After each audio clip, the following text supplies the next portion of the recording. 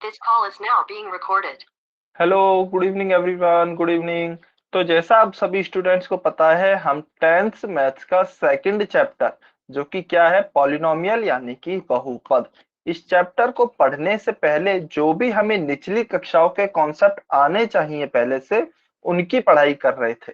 ठीक है, या फिर ऐसे बोल सकते हैं, जो भी 10th को पढ़ने के लिए इंपॉर्टेंट कॉन्सेप्ट हमें पहले से पता होने चाहिए, उनकी पढ़ाई कर रहे थे। पिछली क्लास में हमने कौन सा कॉन्सेप्ट पढ़ा था? शेषफल प्रमेय, जिसे हम इंग्लिश में क्या कहते हैं, रिमाइंडर थ्योरम। अब यह प्रमेय क्या होती है या फिर क्या कहती है, तो एक बारी इसको जल्दी से हम रिवाइज कर लेते हैं, क्योंकि काफी नए बच्चे भी जुड़े हैं। ठीक है, उदाहरण के तौर पर मान लीजिए मुझे एक बहुपद दिया गया है, x square minus 3x plus 5। यह मुझे एक बहुपद दिया गया है और मुझसे कहा जाता है कि x माइनस 3 से यदि इस बहुपद में भाग दिया जाए तो आप शेषफल बताइए। ठीक है, तो यह मेरा क्वेश्चन है। अभी क्या है, इसको करने के दो तरीके हो सकते हैं, दो नहीं इनफैक्ट तीन तरीके हो सकते हैं। सबसे पहला तरीका क्या आता है कि मैं इसको इस तरीके से लिखूं, x square minus x plus 3x plus 5 divided by x minus 3। हम इसके गुणनखंड करेंगे, इसके गुणनखंड करेंगे। हम कोशिश करेंगे कि यदि ये क्या यह गुणनखंड करके सॉल्व हो पा रहा है या फिर नहीं हो पा रहा है। अच्छा, गुणनखंड मेथड हमने काफी पहले पढ़ लिया है और काफी डिटेल में हम पढ़ चुके हैं। दूसरा तरीका क्या आता है, इसको लॉन्ग डिवीजन मेथड से कर सकते हैं, यानी कि लंबी भाग विधि द्वारा। तो हम इस बहुपद में इसका भाग देंगे, x माइनस 3 का आप भाग देंगे किसमें, x square minus 3x plus 5 में। लेकिन यह मेथड भी बहुत लंबा पड़ेगा, आप भाग देंगे उसके बाद आपको नीचे यहाँ शेषफल प्राप्त होगा। तो तीसरा तरीका क्या आता है, शेषफल प्रमेय। शेषफल प्रमेय हमें कब यूज करनी है, जब भी हमें किसी बहुपद में किसी दूसरे बहुपद से भाग देने पर शेषफल प्राप्त करना होता है। तो डायरेक्ट शेषफल निकालने के लिए हम शेषफल प्रमेय उपयोग कर सकते हैं। ठीक है, अब कैसे उपयोग करेंगे ये देखते हैं। तो देखिए, हमें किसका भाग देना है, x माइनस 3 का भाग देना है।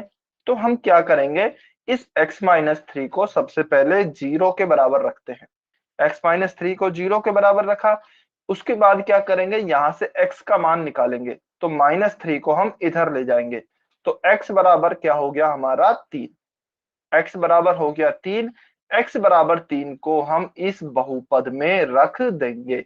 तो चलिए रखते हैं, एक्स स्क्वायर है, एक्स स्क्वायर की जगह क्या लिखेंगे, 3 का स्क्वायर, माइनस 3x है, इसकी जगह क्या लिखेंगे, 3 गुणा x की जगह 3, प्लस 5 है तो प्लस 5 का प्लस 5।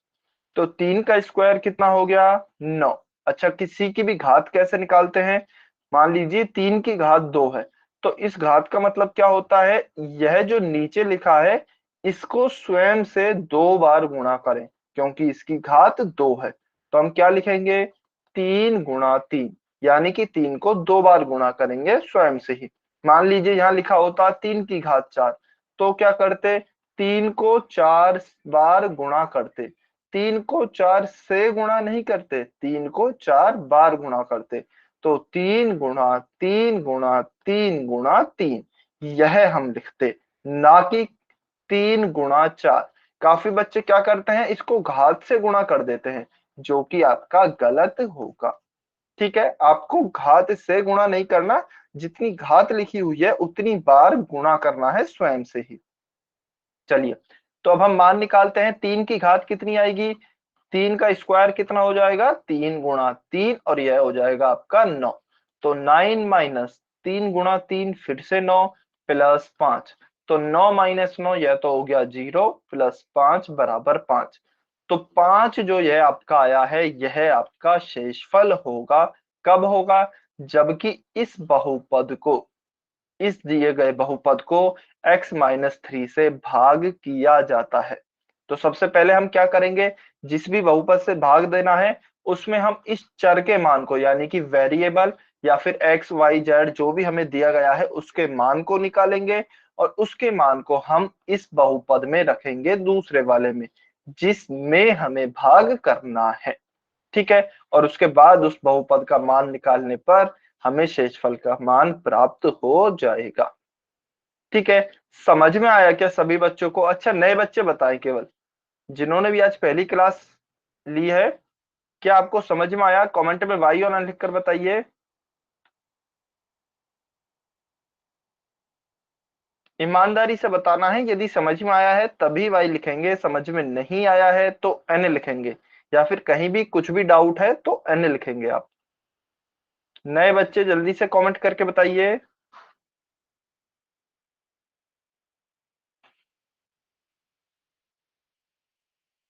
नए स्टूडेंट्स, अच्छा देखिए, यदि आपका कुछ भी डाउट आता है ना, तो आपको डरने की या झिझकने की जरूरत नहीं है। चाहे कोई भी कितने से कितना छोटा भी डाउट हो या फिर कोई बड़ा डाउट हो, कैसा भी डाउट हो, आप पूछेंगे। ठीक है, सभी बच्चों को पूछना है, यह सभी बच्चों के लिए है। कोई भी कितना भी छोटा डाउट हो, वह आपको जरूर पूछना है, डाउट क्लियर करने हैं। हाँ जी, जल्दी से कमेंट करके बताइए। हुसैन खान, किशु कुमार, विजय खन्ना की आईडी से जो स्टूडेंट हैं, आपको समझ में आया क्या? जल्दी से बताएं। ओके, किशु कुमार की आईडी से जो स्टूडेंट है, आपको आया?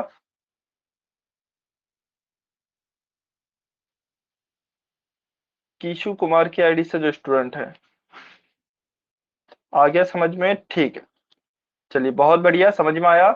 एक क्वेश्चन आपको दिया जा रहा है, यह आपको सॉल्व करना है। अच्छा, यह क्या लिखा हुआ है? x माइनस 1/2 से भाग देने पर शेषफल कितना होगा? तो हमें एक बहुपद दिया गया है, x की घात 3 प्लस 3x² प्लस 3x+1। इस बहुपद में जब हम x माइनस 1/2 से भाग देंगे तो हमें शेषफल कितना प्राप्त होगा, हमें यह बताना है। चलिए, आप सभी बच्चे सॉल्व करेंगे, पोल सेक्शन में आप आंसर करेंगे, सभी बच्चे। अच्छा, जो भी बच्चे पोल सेक्शन में आंसर नहीं कर पाते होंगे, आपको बोलना नहीं है, आपको अलग से मौका दिया जाएगा कमेंट में आंसर करने का, लेकिन आप कोशिश करेंगे पोल सेक्शन में आंसर करें, सभी बच्चे।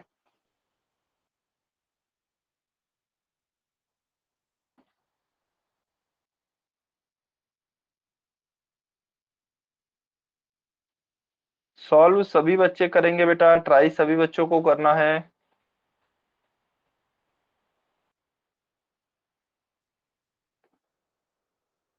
हमें x माइनस 1/2 से भाग करना है। अच्छा, कुछ बच्चे गलती कर रहे हैं, चिन्हों का विशेषकर ध्यान रखेंगे, चिन्हों में काफी बार मिस्टेक हो जाती है, गड़बड़ी हो जाती है, तो चिन्हों को आपको विशेषकर ध्यान रखना है।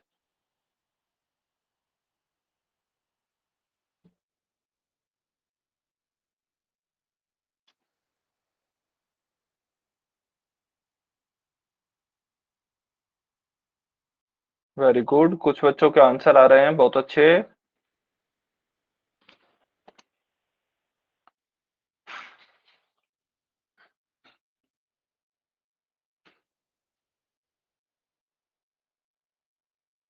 अच्छा, जो बच्चे लेट जुड़ रहे हैं, बेटा प्लीज आप समय से जुड़ा करें। 7 बजे आपकी क्लास स्टार्ट हो जाती है, 7 बजे से पहले आपको जुड़ जाना है। ठीक है,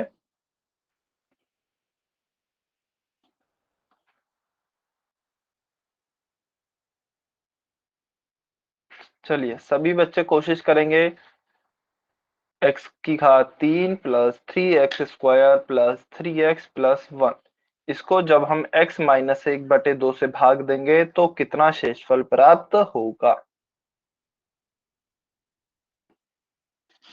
सभी बच्चे आंसर करेंगे।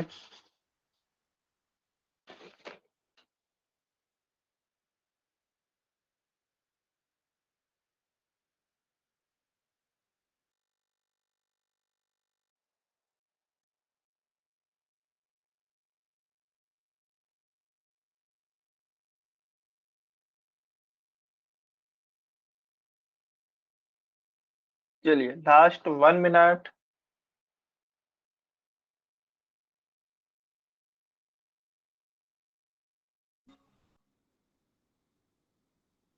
अच्छा हाँ, अगर किसी स्टूडेंट को टाइम कम लगता है तो आप टाइम के लिए अनम्यूट करके बोल सकते हैं, क्योंकि आप शायद कमेंट नहीं कर पा रहे होंगे। तो आप टाइम के लिए अनम्यूट करके बोल सकते हैं कि सर थोड़ा सा और समय दे दीजिए, हमारा बस सॉल्व होने वाला है।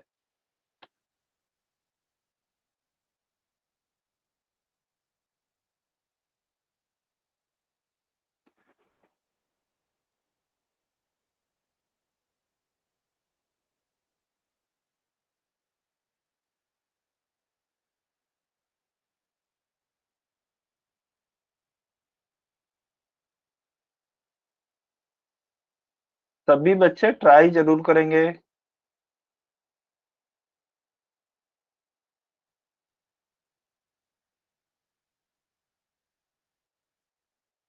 अभी तक 3 बच्चों के आंसर बाकी हैं, आप भी कोशिश करें।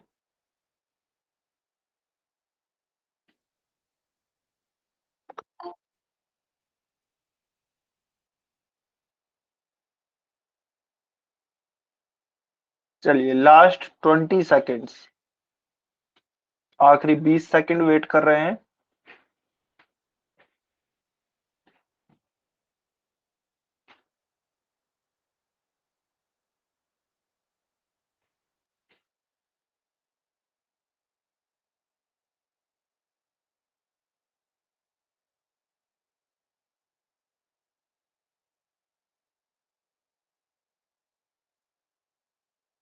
Last 5 seconds. 5 4 3 2 1। Times up. चलिए, अभी जो भी बच्चे पोल सेक्शन में आंसर नहीं कर पाए हैं वो कमेंट में आंसर कर सकते हैं, लेकिन केवल वही बच्चे करेंगे जो कि पोल सेक्शन में नहीं कर पाए हैं। ठीक है। तो देखिए हमें क्वेश्चन में क्या दिया गया है, एक हमें बहुपद दिया गया है। इसमें जब x माइनस 1/2 से भाग करते हैं तो शेषफल निकालना है। अब इसके दो तरीके हैं, या तो हम देखिए x माइनस 1/2 से इसको भाग करें और पूरी लंबी भाग विधि को सॉल्व करने के बाद हम शेषफल निकालें, या फिर क्योंकि हमें पता है केवल शेषफल ही निकालना है तो हम डायरेक्ट शेषफल प्रमेय का उपयोग कर सकते हैं। ठीक है। तो यहाँ पर हम शेषफल प्रमेय का उपयोग करते हैं। चलिए, x माइनस 1/2 है। सबसे पहले हम क्या करेंगे, यहां से x का मान निकालेंगे। तो इसको मैं 0 के बराबर रख देता हूं। x माइनस 1/2 बराबर 0। माइनस का 1/2 है, इसको मैं उधर की साइड ले जाऊंगा तो यह किसका हो जाएगा, प्लस का 1/2। पक्षांतरण कर रहे हैं। अच्छा, किसी बच्चों को यदि पक्षांतरण नहीं पता है तो वो अनम्यूट करके बता सकते हैं या फिर एन भी लिख सकते हैं कमेंट में। सभी को पक्षांतरण करना आता है ना? जिसको भी नहीं आता है वो कमेंट में एन लिख सकते हैं। ठीक है। अच्छा, किसी का भी एन नहीं आया है, इसका मतलब मैं मान रहा हूं आप सभी को पक्षांतरण करना आता है।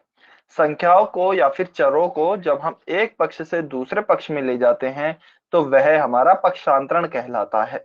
और चिन्ह पक्षांतरण करते टाइम चेंज हो जाते हैं। कोई प्लस की संख्या है वह माइनस की हो जाएगी, कोई माइनस की है वह प्लस की हो जाएगी, कोई यदि गुणा में है वह भाग में चली जाएगी, कोई भाग में है वह गुणा में चली जाएगी। ठीक है। तो माइन यहाँ पर 1/2 माइनस का है, उधर जाएगा तो प्लस का हो जाएगा। तो x बराबर क्या हो जाएगा, +1/2। ठीक है, x बराबर हो गया है आपका +1/2। अब इस 1/2 को हम इसके अंदर रखेंगे। तो चलिए रखते हैं। x की घात 3, इसका मतलब 1/2 की घात 3 प्लस 3 गुणा x का स्क्वायर 1/2 का स्क्वायर प्लस 3 गुणा x, यानी कि 3 गुणा 1/2 प्लस 1। ठीक है। अब देखिए 1/2 की घात 3 से क्या मतलब है, अभी आपको बताया गया था, हमने आपको ध्यान होगा 3 की घात 4 निकाला था, 3 की घात 2। तो घात का मतलब क्या होता है कि जो आपकी नीचे संख्या लिखी हुई है उसको घात के बराबर गुणा करेंगे। यानी कि 1/2 की घात 3 है तो मैं 1/2 को 3 बार गुणा करूंगा। तो क्या आएगा, 1/2 को 3 बार गुणा करेंगे तो 1 का गुणा 1 से किया 1, फिर 1 से किया तो 1, ऊपर तो 1 आएगा, नीचे 2 गुणा 2 4, 4 गुणा 2 8। तो क्या आएगा, 1/8। तो यहाँ पर लिखेंगे 1/8 प्लस 3 गुणा 1/2 का स्क्वायर। अच्छा चलिए, नए बच्चे बताएं 1/2 का स्क्वायर कितना आएगा, 1/2 की घात कितनी आएगी। आप ऐसे बता सकते हैं, मान लीजिए आपका उत्तर आता है 1/16, तो आप ऐसे लिख सकते हैं। सभी बच्चे बताएंगे 1/2 का स्क्वायर कितना आएगा। नए बच्चे बताएंगे, केवल जो नए स्टूडेंट से जुड़े हैं। नए स्टूडेंट्स आंसर करें, 1/2 का स्क्वायर कितना आएगा।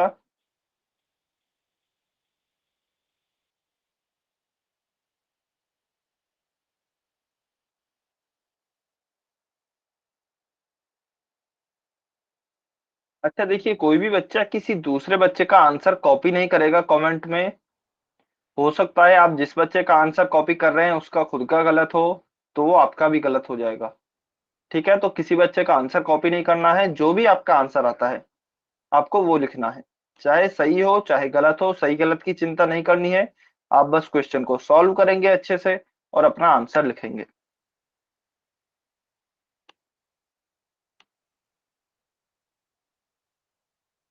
अच्छा, जो नए बच्चे जुड़े हैं वो आंसर कर नहीं रहे हैं या फिर आपको आता नहीं है बेटा। हुसैन खान, जया कुमार, अच्छा जया कुमार तो पुराने स्टूडेंट हैं। किशु कुमार की आईडी से जो स्टूडेंट है, सोमू मलिक, इनकी आईडी से जो स्टूडेंट हैं।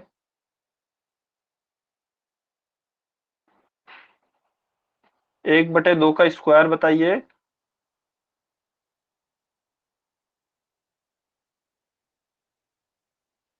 बाकी बच्चे सो गए हैं क्या। हाँ जी, किशु कुमार, सोमू मलिक की आईडी से जो स्टूडेंट हैं। अच्छा, कौनी पेरो, ठीक है, अभी पता लग जाएगा। चलिए देखिए, 1/2 का स्क्वायर का मतलब क्या है, अभी आपको घात का मतलब बताया गया है। किसी की भी घात का मतलब होता है उसकी बराबर गुणा करेंगे। 1/2 का स्क्वायर है, तो आप 1/2 को 2 बार गुणा करेंगे। ठीक है, तो चलिए गुणा करते हैं। 1/2 गुणा 1/2, ठीक है। एक का गुणा एक से करेंगे ऊपर तो एक, नीचे 2 का गुणा 2 से करेंगे तो क्या आएगा, 4। तो यह आ गया आपका 1/4। तो 1/2 का स्क्वायर कितना हो गया, 1/4। अच्छा, हमने अभी क्या किया था, 1/2 की घात 3 निकाली थी। तो 3 निकालेंगे तो कैसे करेंगे, इसको एक बार और गुणा कर देंगे। तो 3 बार गुणा हो गया, तो यह हो जाएगा आपका 1/2 की घात 3।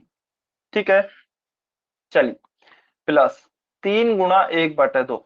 तो इसका गुणा क्या होगा, 3 का गुणा ऊपर करेंगे एक से, तो 3/2, और +1 तो प्लस का 1। ठीक है, अभी देखिए क्या आएगा, 1/8 प्लस 3 का गुणा 1 से करेंगे तो 3/4 प्लस 3/2 प्लस 1। ठीक है, चलिए अब इसको अगले पेज पे सॉल्व कर लेते हैं।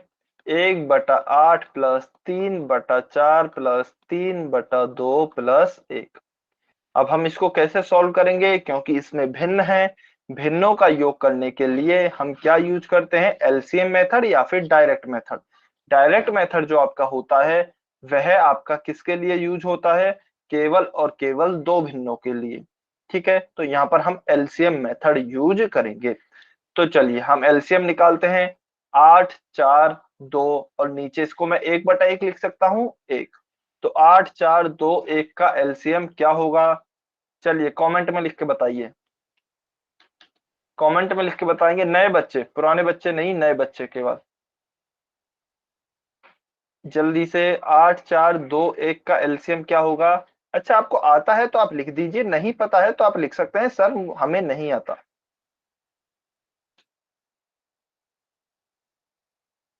सिंपल आप लिख सकते हैं, यदि आपको आता है तो आप बताएं, नहीं आता है तो जैसे सोमू मलिक की आईडी से जो स्टूडेंट है ना, उन्होंने लिखा था, ऐसे ही आप भी लिख सकते हैं।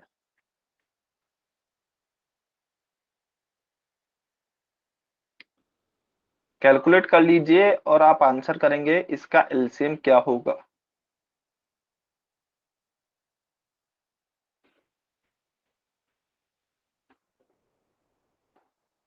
ओके,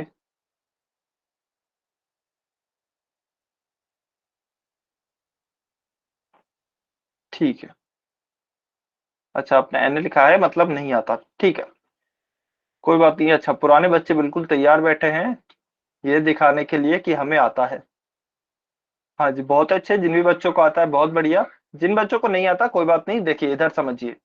एलसीएम होता क्या है। देखिए, एलसीएम को निकालने का एक हम सीखेंगे शॉर्ट तरीका, एक हम सीखेंगे पूरी लंबी विधि। तो लंबी विधि वैसे काम नहीं आती है ज्यादातर, तो हम शॉर्ट तरीका सीखते हैं। ठीक है। अच्छा, अगर किसी बच्चे को लंबी विधि भी समझनी है तो मैं एक काम करूंगा, ग्रुप पे आपको एलसीएम वाली वीडियो भेज दूंगा, तो एक बार आप उसको देख लेना, आपको अच्छे से एलसीएम समझ में आ जाएगा। हमें किस किस का एलसीएम निकालना है। हमें निकालना है 1, 2, 4 और 8 का एलसीएम। तो सबसे पहले एक का पहाड़ा लिखेंगे। एक एकम एक, एक दूनी दो, एक तिया तीन, 4, 5, 6, इस तरह होता है एक का पहाड़ा। दो का लिखते हैं। दो एकम दो, दो दूनी चार, दो तिया छह, दो चौके आठ, दो पंजे 10। ठीक है। उसके बाद चार का लिखते हैं, चार लिखा है। तो चार एकम चार, चार दूनी आठ, चार तिया 12, चार चौके 16, चार पंज 20। ठीक है। उसके बाद आठ का लिखते हैं। आठ एकम आठ, आठ दूनी 16, आठ तिया 24, आठ चौके 32। ठीक है। हमने पहाड़े लिखे। ये पहाड़े बस ही आपको समझाने के लिए है। बाद में यदि आप थोड़ी सी प्रैक्टिस करेंगे तो आपको लिखने की जरूरत नहीं है, आप डायरेक्ट एलसीएम निकाल सकते हैं। देखिए, अब आपको देखना है इसमें कौन सा, इन चारों पहाड़ों में ऐसी कौन सी संख्या है जो कि कॉमन है। कॉमन का मतलब क्या है, ऐसी कौन सी पहली संख्या आ रही है इन पहाड़ों में जो कि चारों में ही आ रही है। उदाहरण के तौर पर समझिए, जैसे कि यहाँ पर एक है, एक केवल ऊपर है और किसी पहाड़े में नहीं है, तो एक एलसीएम नहीं होगा। दो है, तो दो केवल दो पहाड़ों में है, बाकी पहाड़ों में नहीं है, तो दो भी एलसीएम नहीं होगा। तीन भी नहीं है, चार भी नहीं होगा। चार क्योंकि केवल देखिए, केवल यहाँ पर तीन पहाड़ों में है, चौथे पहाड़े में नहीं है, तो चार भी नहीं होगा।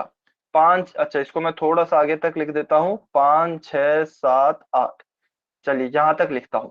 तो देखिए, आप ऐसे कर सकते हैं, या फिर थोड़ा सा यदि आप और दिमाग लगाएंगे, थोड़ा सा स्मार्टली प्ले करेंगे, तो यहाँ पर आठ के पहाड़े में सबसे पहली संख्या आठ है। तो आठ से छोटा तो एलसीएम आ ही नहीं सकता। क्यों? क्योंकि आप आठ से छोटी कोई भी संख्या लेंगे तो उसमें आठ यहाँ इस वाले पहाड़े में तो वह आएगी ही नहीं। तो आप सबसे बड़ी वाली संख्या से स्टार्ट करेंगे, ना कि सबसे छोटी वाली संख्या से। ठीक है। तो सबसे पहले हम चेक करेंगे आठ के लिए, क्या आठ है क्या हमारा एलसीएम। तो देखें क्या चारों में मौजूद है क्या, चारों पहाड़ों में। आठ इसमें है, आठ इसमें है, आठ इसमें है, आठ इसमें है। इसका मतलब ये चारों ही पहाड़ों में मौजूद है। इसका मतलब हमारा एलसीएम क्या होगा, आठ होगा। ठीक है। तो इस प्रकार से आपको देखना है पहाड़ों में कौन सी संख्या कॉमन है, सबसे पहली वाली ध्यान रखना है, सबसे पहली। क्योंकि हो सकता है देखिए 16 भी कॉमन आएगा, 16 यहाँ आएगा, 16 यहाँ आएगा, 16 आप दो के पहाड़े में भी आएगा, और एक का भी यदि हम 10 के बाद और लिखेंगे तो 16 यहाँ भी आएगा। तो काफी सारी संख्याएं कॉमन आएंगी, लेकिन हमें सबसे छोटी वाली संख्या देखनी है, या फिर कह सकते हैं सबसे पहले वाली संख्या जो कॉमन आई। सबसे पहले कौन सी कॉमन आई, आठ कॉमन आई। तो आठ हमारा एलसीएम होगा। ठीक है। चलिए अभी वो बच्चे बताएं जिनको समझ में नहीं आया, वो एन लिखेंगे जल्दी से। एलसीएम निकालना जिनको अभी भी समझ में नहीं आया है वो एन लिखेंगे। सभी को समझ में आ गया है? चलिए बहुत बढ़िया, वेरी गुड, आ गया, बहुत बढ़िया। तो हमारा एलसीएम हो गया इसका 8। चलिए, हमने एलसीएम निकाल लिया है 8। अब हम क्या करेंगे, अब देखिए, यह जो नीचे संख्या है 8 का भाग हम 8 में देंगे, इस एलसीएम में भाग देंगे एक एक नीचे वाली संख्या का। 8 का भाग 8 में दिया, कितनी बार जाएगा, 8 एकम 8, एक बार गया। उस एक का गुणा इस ऊपर वाली संख्या से करेंगे, तो एक गुणा एक। उसके बाद क्या है, प्लस का चिन्ह है तो प्लस। फिर इस 4 का भाग देंगे 8 में, तो 4 दूनी 8, दो बार भाग जाएगा। उस दो का गुणा करेंगे ऊपर वाली संख्या यानी कि 3 से, तो 2 गुणा 3। ऐसे ही क्या है, फिर प्लस का चिन्ह है तो फिर से प्लस का चिन्ह लगाया। अब 2 का भाग देंगे 8 में, 2 चौके 8, चार बार गया। 4 का भाग ऊपर, 4 का गुणा ऊपर वाली संख्या से करेंगे, तो 4 गुणा 3। फिर प्लस का चिन्ह है तो प्लस का चिन्ह लगाया। 1 का भाग 8 में देंगे तो 8 बार जाएगा, 1 अट्ठे 8 होता है। उस 8 का गुणा ऊपर 1 से करेंगे तो 1 गुणा 8। तो नीचे वाली संख्या का भाग देना है एलसीएम में, जितनी बार भाग जाता है उसका गुणा ऊपर वाली संख्या से करना है। ठीक है, ये आप याद रखेंगे। चलिए अब हम सॉल्व करते हैं। देखिए ऊपर आपको काफी सारे प्लस है और काफी सारी गुणा की संख्या है, तो मैं मान रहा हूं शायद आपको पता होगा कि कौन सा पहले हमें चिन्ह सॉल्व करना होता है। जिन बच्चों को नहीं भी पता है तो एक नियम होता है बॉड मास का, शायद आपने सुना होगा। बॉड मास का एक नियम होता है, सबसे पहले यदि कहीं पे भी ब्रैकेट दिया गया है तो हम ब्रैकेट को सॉल्व करेंगे। ठीक है, यदि आप ऐसी कहीं भी परेशानी में फंस जाते हैं जहां पर बहुत सारे गुणा भाग जोड़ घटाव है, डिवीजन है, सब कुछ है, तो आपको सबसे पहले किसे सॉल्व करना है, ब्रैकेट को। ब्रैकेट यानी कि कोष्टक। उसके बाद ऑफ आता है, इसको भी आप छोड़ देंगे। ठीक है, अभी के लिए छोड़ देंगे, लेकिन कहीं भी यदि ऑफ आता है तो ऑफ को उसके बाद सॉल्व करना होता है, वैसे यह जनरली नहीं आता। उसके बाद आता है आपका डी से डिवीजन यानी कि भाग। डी का मतलब क्या होता है, डिवीजन यानी कि भाग। उसके बाद आता है एम, एम का मतलब होता है मल्टीप्लाई यानी कि गुणा। तो सबसे पहले गुणा को सॉल्व, सॉरी भाग को सॉल्व करें, फिर गुणा को। फिर आता है आपका एडिशन, जोड़ को सॉल्व करेंगे। उसके बाद एस मतलब सब्ट्रैक्शन यानी कि घटाव। तो सबसे पहले ब्रैकेट सॉल्व किया कोष्टक, उसके बाद भाग गुणा जोड़ और घटा, इस क्रम में आप जो जो है सॉल्व करेंगे। तो इसमें क्या क्या है, इसमें हमारा गुणा है और जोड़ है। सबसे पहले गुणा को करते हैं, उसके बाद हमारे जोड़ का नंबर आता है। तो चलिए गुणा कर लेते हैं। 1 गुणा 1 हो गया 1 प्लस 2 गुणा 3 क्या हो गया 6 प्लस 4 गुणा 3 क्या हो गया 12 प्लस 8 गुणा 1 क्या हो गया 8, डिवाइड बाई 8। 1 प्लस 6 7, 7 और 12 होता है आपका 19, 19 और 8 होता है आपका 27 डिवाइडेड बाई 8। तो ऑप्शन देखते हैं 27 बाई 8 किस में दिया है, ऑप्शन बी में। तो ऑप्शन बी आपका सही उत्तर होगा। ठीक है, कुछ बच्चों ने क्या किया है, उन्होंने ऑप्शन ए आंसर किया है। या तो हो सकता है उन्होंने माइनस का आंसर देख के इसलिए कर दिया हो क्योंकि यहाँ पे उन्होंने x बराबर -1/2 रखने का सोचा हो। ठीक है, लेकिन आपको x बराबर -1/2 नहीं रखना है, प्लस का 1/2 रखना है। ठीक है, क्योंकि ये दूसरे पक्ष में जाएगा तो प्लस का चिन्ह हो जाएगा। क्या सभी बच्चों को समझ में आया? हाँ जी, मोनिका राजपूत की आईडी से जो स्टूडेंट है, आपका कोई डाउट है क्या? आपने हैंड रेज किया है। पक्षांतरण वाली विधि दोबारा समझाना। पक्षांतरण वाली विधि, ये वाली क्या? देखिए पक्षांतरण कुछ भी नहीं है। जैसे यहाँ पे x -1/2 था, x -1/2 हमने इसको 0 के बराबर लिखा। तो जो भी संख्या आपकी प्लस में होती है वह माइनस में जाएगी, जो माइनस में है प्लस में, जो गुणा में है वह भाग में, जो भी भाग में है वह गुणा में जाएगी। तो यहाँ पे माइनस का 1/2 है, 1/2 को इधर लेके जाएंगे तो चिन्ह चेंज हो जाएगा पक्षांतरण करने पे। अच्छा पहले ये समझिए पक्षांतरण हो कैसे रहा है। जो माइनस का 1/2 है वह पहले इस वाले पक्ष में है। अच्छा मैं थोड़ा सा और बता देता हूँ, शायद हो सकता है कुछ नए बच्चों को भी इसमें दिक्कत हो। मान लीजिए यह है, ठीक है। अच्छा सबसे पहले यह समझे कि यह हमारा क्या है, एक समीकरण है। समीकरण की पहचान कैसे करते हैं जो नए बच्चे हैं, यदि आपको कहीं भी बीच में बराबर का चिन्ह दिख जाए, कहीं भी यदि बराबर का चिन्ह है तो वह एक समीकरण है। समीकरण के दो पक्ष होते हैं, बराबर के जो राइट साइड में है वहां पे होगा आपका दायां पक्ष, और समीकरण के जो बाएं साइड में है वह होगा बायां पक्ष। अब इनको इंग्लिश में क्या लिखते हैं शॉर्ट में, दाएं पक्ष को बोलेंगे राइट हैंड साइड, और इसको शॉर्ट में लिखते हैं RHS, यानी कि राइट हैंड साइड। और बाएं पक्ष को क्या लिखेंगे, LHS, यानी कि लेफ्ट हैंड साइड। ठीक है, तो बाएं पक्ष और दाएं पक्ष। अब किसी को भी यदि हम दाएं पक्ष से बाएं पक्ष में ले जाते हैं, बाएं से दाएं में लेके आते हैं, यानी कि पक्षों को चेंज करते हैं, तो वह कहलाता है हमारा पक्षांतरण। अब हमें ऐसा करना क्यों पड़ता है, चलिए ये देखते हैं। अब हमें जैसे क्वेश्चन दिया गया था x-1/2 बराबर 0, मुझे यहाँ से x का मान निकालना था। तो मेरे पास दो तरीके हैं, या तो मैं x को उधर ले जाऊं, ठीक है, तभी तो केवल मेरा x का मान आ पाएगा। अभी तो मुझे क्या दिया गया है, x-1/2 बराबर 0 दिया गया है। तो मैं यह चाहता हूं कि जो मेरा x है जिसका मुझे मान निकालना है, केवल वो ही मेरे एक पक्ष में रहे, बाकी का जो भी उसके अलावा है वो सब दूसरे पक्ष में चला जाए। ठीक है, तो यहाँ पर x के साथ क्या है, माइनस का 1/2 है। तो मुझे केवल x का मान चाहिए, तो इस -1/2 को मैं दूसरे पक्ष में भेज दूंगा। तो मैं इसको दूसरे पक्ष में भेज सकता हूँ, -1/2 को इधर भेजेंगे तो माइनस का चिन्ह किस में हो जाता है, प्लस में हो जाता है।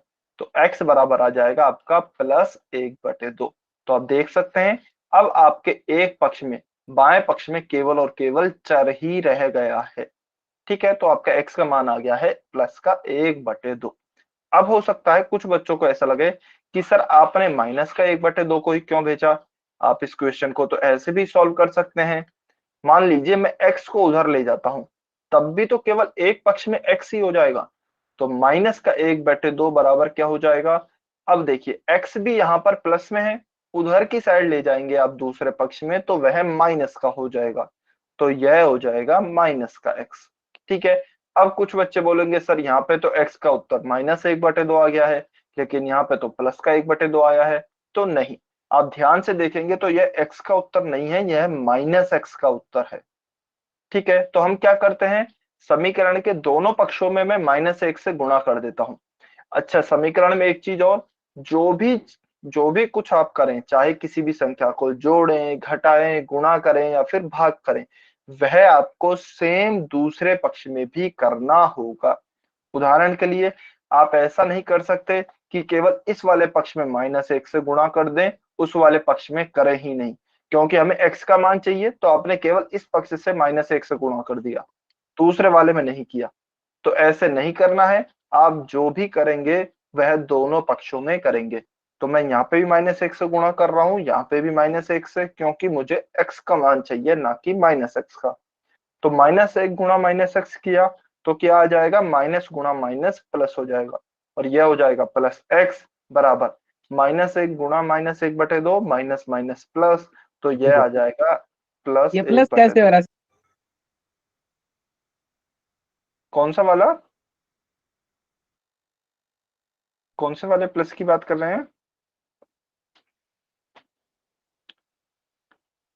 अच्छा, एक बार अनम्यूट करके बताइए आप कौन से वाले, इस वाले +1/2 की बात कर रहे हैं क्या? हाँ जी, जो बच्चा हैंड रेज कर रहा है बताइए। ठीक है, देखिए आपको चिन्हों का शायद गुणा पता होगा, यदि नहीं पता है तो मैं बता देता हूँ। जब भी प्लस का गुणा हम प्लस से करते हैं तो आपकी प्लस की संख्या प्राप्त होती है। बता दो सर। हाँ जी। अच्छा, बेवफा की आईडी से जो स्टूडेंट है, हाँ जी बताइए बेटा, आप हैंड रेज कर रहे हैं बार बार, कुछ डाउट है क्या? अच्छा, कौन स्टूडेंट पूछ रहा था प्लस कैसे आएगा, क्योंकि शायद जो बच्चे पूछ रहे थे वो जा चुका है। आप में से कोई स्टूडेंट पूछ रहा था क्या? ठीक है, हो सकता है, देखिए आपका भी डाउट हो, मैं जल्दी से बता देता हूँ। प्लस का गुणा प्लस से करते हैं तो प्लस की संख्या प्राप्त होगी। अच्छा, नहीं है डाउट, क्लियर है? फिर भी एक बार सुन लीजिए, माइनस का गुणा माइनस से करते हैं तो भी प्लस की संख्या प्राप्त होगी। प्लस का गुणा माइनस से किया तो माइनस, और माइनस का गुणा प्लस से किया तो भी माइनस। यानी कि यदि समान चिन्हों का गुणा किया जाता है, चाहे प्लस का गुणा प्लस से करें, माइनस का गुणा माइनस से करें, यदि समान चिन्हों का गुणा होगा तो आपको प्लस की संख्या प्राप्त होगी, असमान चिन्हों का गुणा होगा तो माइनस की संख्या प्राप्त होगी। हाँ जी, मोनिका राजपूत की आईडी से स्टूडेंट है, समझ में आया आपको, क्लियर है? सर हाँ जी बताइए। सर ये x-1/2 बराबर में 0 है ना, तो ये बारी बारी से नहीं होगा क्या? बारी बारी से मतलब नहीं। अच्छा, आप पहले बोल रहे हैं पहले -1/2 को ले जाएं फिर x को भी ले जाएं, नो सर। तो क्या बोल रहे हैं आप, डाउट बताइए अपना अच्छे से। सर ये x-1/2 बराबर में 0 है, ठीक है। तो दो ये बटे में ना उस साइड जाके गुणा में नहीं होगा क्या? बारी बारी से नहीं जाएंगे क्या अच्छा ये? अच्छा अच्छा अच्छा अच्छा, समझ गया मैं आपका डाउट। ठीक है, तो आप ये बोल रहे हैं सर ये x-1/2 बराबर 0 है। ठीक है, तो ये सबसे पहले दो इधर नहीं जाएगा क्या? ये यहाँ पर भाग में है तो यहाँ पर गुणा में नहीं जाएगा क्या? तो आपका कहना यह है सर ये ऐसे होना चाहिए x-1 बराबर 0 गुणा 2 और उसके बाद -1 जाना चाहिए, यही डाउट है? ठीक है, चलिए अच्छा डाउट है, काफी बच्चों को हो सकता है हो। अच्छा नहीं, माइनस से माइनस नहीं कटेगा। देखिए सुनिए, ऐसा क्यों नहीं हो रहा है, ये जो 1/2 है यानी कि बटा में जो 2 है ना वो केवल 1 के नीचे है, वो केवल 1 के नीचे है, वह आपकी पूरी संख्या के नीचे होना चाहिए। यानी कि यदि यही क्वेश्चन हमारा ऐसे होता x-1 बटा में 2 बराबर 0, तो यह आपको 2 बटा में नहीं देखना है, यह पूरी एक संख्या है, यह 2 आपका अब बटा में है। तो इस तरीके से होता तब आप इसको पहले गुणा में लेके जाते, फिर -1 का पक्षांतरण होता। लेकिन अभी 1/2 पूरी आपकी एक संख्या की तरह है। ठीक है, यदि आपको इसे लिखना है, आपको 2 का भाग ही देना है, तो सबसे पहले 2 का भाग आप इसमें भी देंगे। तो इसको मैं ऊपर गुणा कर देता हूं 2 से, नीचे भाग कर देता हूं 2 से। ठीक है, तो ऊपर नीचे कट जाएगा, 2 और 2 वही आ जाएगा x, लेकिन मैं लिख इस तरह देता हूं। अब आप 2 को उधर लेके जा सकते हैं, लेकिन कैसे लेके जाएंगे? 2x/2 -1/2 है बराबर 0, इसका एलसीएम ले लें, 2 आ गया, 2x - 1 आ गया ऊपर बराबर 0। अब आप इस 2 को इधर लेके जा सकते हैं। ठीक है, अब आप 2 को इधर लेके जा सकते हैं, लेकिन जब तक आपकी केवल एक संख्या के नीचे है तब आप नहीं लेके जा सकते। क्लियर हुआ? चलिए बहुत बढ़िया। किसी और स्टूडेंट का डाउट है क्या? किसी और स्टूडेंट का डाउट है? जल्दी से यदि डाउट है तो आप पूछ सकते हैं, अदरवाइज फिर हम हमारे अगले टॉपिक पे चलते हैं। किसी का कोई डाउट नहीं है? अच्छा चलिए मैं एक काम कर देता हूं, अभी है ना, क्योंकि हमारा अगला टॉपिक थोड़ा सा हो सकता है समय लेगा, तो हम है ना आज थोड़ी इंपॉर्टेंट चीजें सीख लेते हैं, क्योंकि काफी नए बच्चे जुड़े हैं जो आपको बहुत ज्यादा काम आएंगी पूरे ही मैथ्स में। तो नया टॉपिक एक काम करेंगे, हम नेक्स्ट क्लास से स्टार्ट कर सकते हैं, जहां भी अभी आपको मैथ्स में कंफ्यूजन होगा, बहुत इंपॉर्टेंट टॉपिक वो मैं आपको बता देता हूं। आप पहले आपसे पूछा जाएगा कि आपको वो सॉल्व करना आते हैं या फिर नहीं आते। यदि नहीं आते हैं तो आप बताएंगे, उनको आपको बता दिया जाएगा। ठीक है, अगला टॉपिक हम नेक्स्ट क्लास से स्टार्ट करेंगे, अदरवाइज आपको बीच बीच में कंफ्यूजन होता रहेगा। चलिए पहले आप ये बताएं, जैसे -5 -3 +4 है, तो क्या इसको आपको सॉल्व करना आता है क्या, या फिर और भी बड़ा ले लेते हैं? एक मिनट, -5 -3 +2 × 4, ये -4 ले लेते हैं, -4 -3 +12। क्या आपको यह सॉल्व करना आता है क्या? y और n लिख के बताएंगे सभी बच्चे ईमानदारी से। जो बच्चों को लगता है कि सर मैं इसे सॉल्व कर सकता हूं या कर सकती हूं, मुझे आता है, वो y लिखेंगे, और जिन बच्चों को लगता है कि नहीं सर मुझसे नहीं हो पाएगा, वो n लिखेंगे। यानी कि चिन्ह क्या आएगा, चिन्हों को कैसे सॉल्व करेंगे? अच्छा देखिए, हो सकता है कुछ बच्चों को ऐसा लगे कि सर सभी बच्चे y लिख रहे हैं इसलिए आप भी y लिखें। बिल्कुल भी नहीं, यदि आपको आता है तो आप y लिखेंगे, यदि आपको कहीं भी डाउट है तो आप तुरंत n लिखेंगे। चलिए सभी बच्चे जल्दी से कमेंट करके बताएं, कुछ बच्चों ने बता दिया है, बहुत अच्छे, काफी नए बच्चों को आता है, बहुत बढ़िया। जिन बच्चों को नहीं आता है, डाउट है कुछ भी, वो n लिखेंगे। अच्छा नरेश मलिक की आईडी से जो स्टूडेंट है, बेटा आप अनम्यूट कर लें और अपना कैमरा बंद रखेंगे। Okay sir.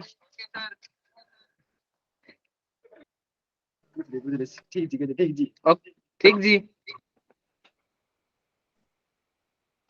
चलिए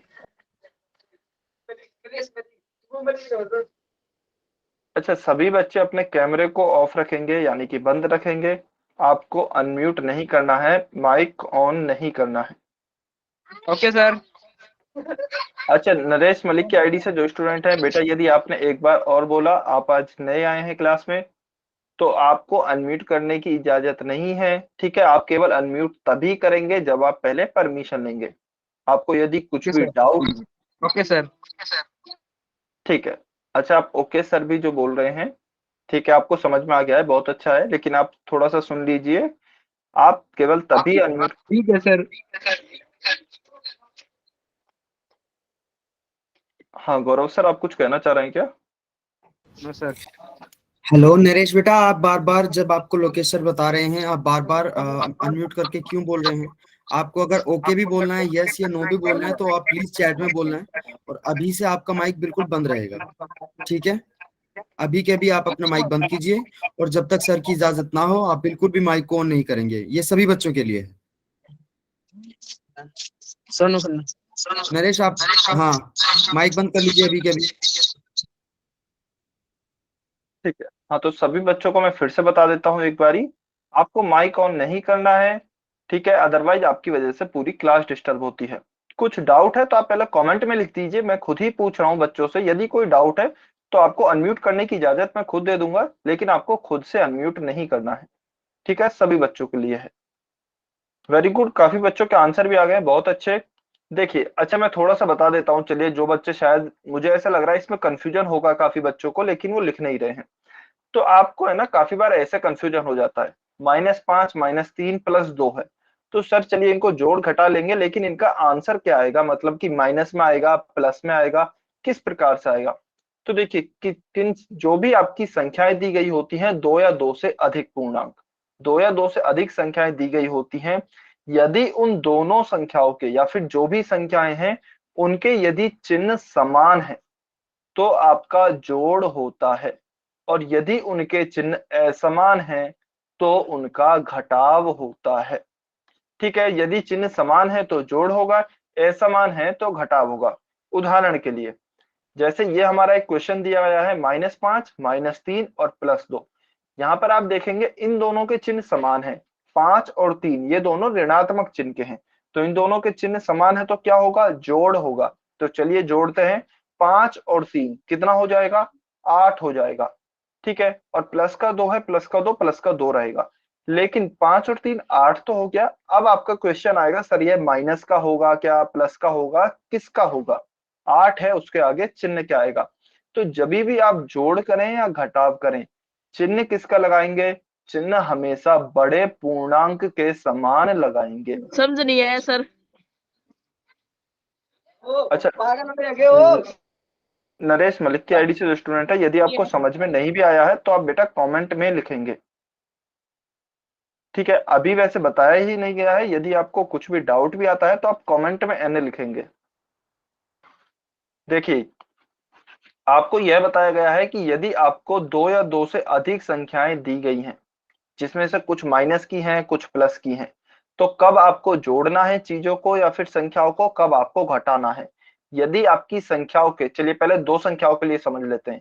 यदि आपकी संख्याओं के चिन्ह समान हैं तो जोड़ होगा, और यदि आपको चिन्हों के, जो भी संख्याएं हैं उनके चिन्ह असमान हैं, अलग अलग हैं, तो आपका घटाव होगा। तो यहाँ पर क्या दिया गया है, माइनस का 5 है, माइनस का 3 है, दोनों की संख्याएं के, दोनों संख्याओं के चिन्ह कैसे हैं, समान है, दोनों के ही चिन्ह नेगेटिव हैं यानी कि समान है, तो आपका जोड़ होगा। ठीक है, तो चलिए जोड़ते हैं, 5 और 3 हो गया 8। अब बात आती है कि सर इस 8 का चिन्ह क्या होगा? तो 8 का चिन्ह वही होगा जो बड़ा पूर्णांक है, जो बड़ा पूर्णांक है उसके समान आपका 8 का भी चिन्ह होगा। बड़ा पूर्णांक यहाँ पर क्या है? अच्छा, नरेश मलिक की आईडी से जो स्टूडेंट है बेटा, आपको क्लास से निकाला जा रहा है। ठीक है, और अभी आपको आज एंट्री नहीं दी जाएगी। यदि नेक्स्ट क्लास, ठीक है, यदि कोई और स्टूडेंट भी ऐसे करते हैं, क्लास को डिस्टर्ब करते हैं, तो बेटा आपको क्लास से बाहर निकाल दिया जाएगा। ठीक है, चलिए, तो यदि आपकी संख्याओं के चिन्ह समान होते हैं तो आपका जोड़ होगा। तो चलिए जोड़ कर लेते हैं, 5 और 3 8, और चिन्ह किसके समान आएगा, बड़े पूर्णांक के समान। बड़ा पूर्णांक है आपका 5, उसके साथ है चिन्ह माइनस का, तो 8 के साथ भी चिन्ह आएगा माइनस का। ठीक है, अब मान लीजिए मुझे क्वेश्चन ऐसे दिया जाता है, -5 -3, और मैं इसमें प्लस का 2 और लिख देता हूं। तो चिन्ह किस पहले देखेंगे, इन दोनों के चिन्ह समान है तो हमने जोड़ किया और जोड़ने के बाद हमारा उत्तर आ गया -8। अब हमने प्लस का 2 और किया तो अब क्या हो गया, अब हमारे चिन्ह हो गए असमान, क्योंकि एक माइनस का है एक प्लस का है। तो अब क्या होगा, अब होगा आपका घटाव। तो चलिए घटाव करते हैं, 8 में से 2 को घटाएंगे तो क्या आएगा, 6 आएगा और चिन्ह बड़े पूर्णांक के समान आएगा। बड़ा पूर्णांक है 8, उसके साथ है चिन्ह माइनस का, तो 6 के साथ भी चिन्ह आएगा माइनस का। तो -6 आपका करेक्ट आंसर आएगा। ठीक है, तो कब आपके चिन्ह जुड़ेंगे, कब आपके घटेंगे और जोड़ने घटाने के बाद भी चिन्ह कौन सा आएगा संख्या के साथ, यह आपको निकालना आना चाहिए। बहुत ही इंपॉर्टेंट है, बहुत ज्यादा बच्चे कंफ्यूज होते हैं। कंफ्यूज कैसे होते हैं, एक तो गुणा में कंफ्यूज होते हैं, गुणा भाग के चिन्हों में, और एक जोड़ घटाव के चिन्हों में। यानी कि कई बार क्या कर देते हैं, माइनस और माइनस को जोड़ना है, वो माइनस को गुणा कर देते हैं। ठीक है, तो आपको कंफ्यूज नहीं होना है, कॉन्सेप्ट बिल्कुल क्लियर रखने हैं। गुणा भाग कैसे होते हैं, यदि आपके समान चिन्हों का गुणा भाग है, यानी कि प्लस का गुणा आप प्लस से कर रहे हैं तो प्लस की संख्या आएगी, माइनस का गुणा आप माइनस से कर रहे हैं तो भी प्लस की संख्या आएगी। यही सेम भाग के लिए भी है। लेकिन यदि आप प्लस का गुणा माइनस से कर रहे हैं या फिर माइनस का गुणा प्लस से कर रहे हैं तो माइनस की संख्या आएगी। ठीक है, यह नियम केवल गुणा भाग के लिए है, जोड़ और घटाव के लिए आपको यह नियम अपनाने हैं। तो यह आपको बेटा याद रखने हैं, बहुत ही इंपॉर्टेंट है, पूरी मैथ्स में आपके काम आएंगे। चलिए एक चीज और बताता हूं मैं आपको, जो कि आपके सेकंड चैप्टर में बहुत काम आने वाली है। उदाहरण के लिए मान लीजिए आपको x का गुणा करना है x से, या फिर x स्क्वायर का गुणा करना है x से, तो आपका एक नियम होता है। मान लीजिए कि यदि आपके जो नीचे यहाँ पर संख्याएं लिखी हुई हैं वह समान है और आपकी घातें अलग अलग हैं, जैसे यहाँ पर घात 2 है, यहाँ पर घात 1 है और वह गुणा में है, तो आपकी घातें क्या होती हैं, आपकी घातें जुड़ जाती हैं। इस नियम को हम क्या लिखते हैं, घातांकों के नियम में आता है a की घात m गुणा a की घात n। यानी कि आपकी नीचे वाली संख्याएं जिन्हें कि हम आधार कहते हैं वह समान है, घातें अलग अलग हैं और संख्याएं गुणा में हैं, तो आपकी घातें जुड़ जाएंगी, यानी कि a की घात m प्लस n हो जाएगा। ठीक है, तो इसके द्वारा हम इसको सॉल्व करते हैं। यह नियम हमारा इस क्वेश्चन पे लागू हो रहा है। तो एक्स स्क्वायर गुणा एक्स की घात 1 क्या हो जाएगा, एक्स की घात 2 प्लस 1, यह हो जाएगा एक्स की घात 3। ठीक है, तो इस प्रकार से आप गुणा कर सकते हैं। चलिए एक और एग्जांपल लेते हैं, 4x की घात 3 गुणा 5x स्क्वायर। तो क्या होगा, संख्याओं का गुणा आप संख्या से करेंगे, 4 का गुणा 5 से करेंगे, 4 पंज 20, x की घात 3 का गुणा आप करेंगे x स्क्वायर से, तो 20, x की घात 3 गुणा x की घात 2 क्या हो जाएगा, x की घात 3 प्लस 2, यह हो जाएगा 20 x की घात 5। ठीक है, तो इस प्रकार से आप गुणा कर सकते हैं। अच्छा एक चीज और, कुछ मैं इंपॉर्टेंट चीजें बता रहा हूं, यदि किसी को कहीं पे भी डाउट लगे तो कमेंट में आप तुरंत n लिख देना। ठीक है, आपको दोबारा से बता दिया जाएगा, जस्ट आपको रिवाइज कराई जा रही है। मान लीजिए क्वेश्चन मेरा इस तरीके से आता है, x प्लस 1 का गुणा करना है y प्लस 1 से। तो देखिए इसमें आपको क्या दिया गया है, यहाँ पर आपको ब्रैकेट्स दिए गए हैं। ब्रैकेट्स का मतलब क्या होता है कि आप इस x प्लस 1 का गुणा करेंगे y प्लस 1 से। हालांकि यहाँ पर कोई भी चिन्ह नहीं दिया गया दोनों ब्रैकेट के बीच में। इसका मतलब होता है कि यदि दोनों ब्रैकेट के बीच में आपको कोई भी चिन्ह नहीं दिया जाए, या फिर एक ही ब्रैकेट है उस पर कोई चिन्ह नहीं दिया जाए, जैसे कि यह प्रश्न है नीचे, तो इसका मतलब क्या है, ब्रैकेट का मतलब है गुणा। तो y प्लस 1 का आपको गुणा करना है x प्लस 1 से, और यहाँ पर x का गुणा करना है y प्लस 1 से। ठीक है, यह आपको समझना होगा। और यह गुणा होगा कैसे, देखिए जहां भी ब्रैकेट है उसका मतलब होता है उसमें जो भी कुछ लिखा हुआ है आप प्रत्येक से गुणा करेंगे। उदाहरण के तौर पर x का गुणा आपको y से भी करना है, x का गुणा आपको 1 से भी करना है। तो x गुणा y आएगा, बीच में प्लस का चिन्ह है तो प्लस x गुणा 1 आएगा। ठीक है, इसी क्वेश्चन को मैं थोड़ा सा और लिख रहा हूं, इस क्वेश्चन को मैं थोड़ा सा और लिख रहा हूं। मान लीजिए यह क्वेश्चन ऐसा होता, 2 प्लस एक्स वाई प्लस 1। तो काफी बच्चे क्या गलती करते हैं, अच्छा एक मिनट में थोड़ा सा इरेज कर देता हूं जिससे आपको कंफ्यूजन नहीं हो। मैं 2 क्वेश्चन लिखता हूं, देखिए पहला क्वेश्चन है x+1 y+1 और दूसरा क्वेश्चन है x+1 y+1। इन दोनों क्वेश्चन में आपको डिफरेंस समझना है। दोनों क्वेश्चन में क्या डिफरेंस है, यहां पर जो है केवल y+1 का गुणा किससे होगा, 1 से होगा, ना कि पूरे x+1 से। क्यों, क्योंकि x+1 पे ब्रैकेट नहीं है।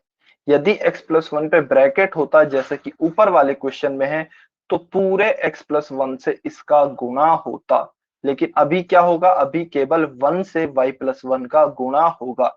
तो ब्रैकेट की अहमियत क्या है, ब्रैकेट की अहमियत यह है कि उसके अंदर जो भी कुछ लिखा हुआ है उस सब का आपको गुणा करना है। यानी कि अभी मैंने ऊपर यदि मैं लिखूं ऊपर वाला क्वेश्चन x+1 गुणा y+1, तो x का गुणा आप पहले y से करेंगे, x गुणा xy हो जाएगा, फिर आप x का गुणा 1 से भी करेंगे तो प्लस x गुणा 1 हो गया।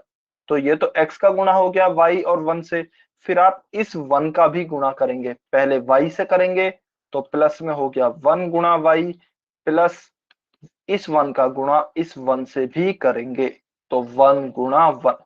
तो आप देखेंगे हमने इस ब्रैकेट के प्रत्येक पद का गुणा इस ब्रैकेट के प्रत्येक पद से किया है।